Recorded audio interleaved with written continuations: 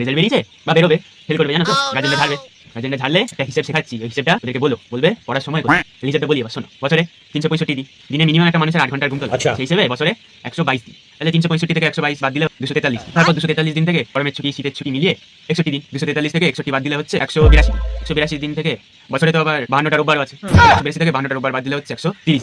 পুজো, কালী পুজো, দুর্গা পুজো, হোলি এসবের ছুটি ছাটা মিলিয়ে 40 দিন মতো। 130 থেকে 40 বাদ দিলে হচ্ছে 90 দিন। এইসব ফেস্ট স্পোর্টস ফেনা ফেনা মিলিয়ে 15 দিন হিসেব ধরি। 90 থেকে 15 বাদ দিলে 75 দিনে তো খাওয়া দাওয়া আছে, খাওয়া দাওয়া চান করা ওগুলো আমি 3 ঘন্টা ধরি, তাহলে সারা বছরে হচ্ছে 46 দিন।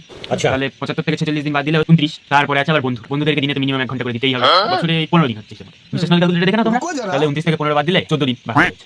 তার মধ্যে আবার 10 দিন তো শরীর খারাপই চলে যাবে। 14 থেকে 10 গেল 4 দিন। হ্যাঁ, টিভিও তো দেখতে হবে, বছরের হিসাবে দেখলে আমি 3 ঘন্টা ধরি, তাহলে 4 থেকে 1 দিন। এবার সেই যে ওই 1 দিনটা বেঁচে রয়েছে, ওই একটা দিন তোমার জন্মদিন, বছরে তো একবারই আসে বলো, তুমি জন্মদিনের দিন করতে বসবে, হিসাবে শুনিয়ে দিও। এবার পাইনি, পরের বার ঠিক হবে। 25 ঘন্টা বলো কি হয়।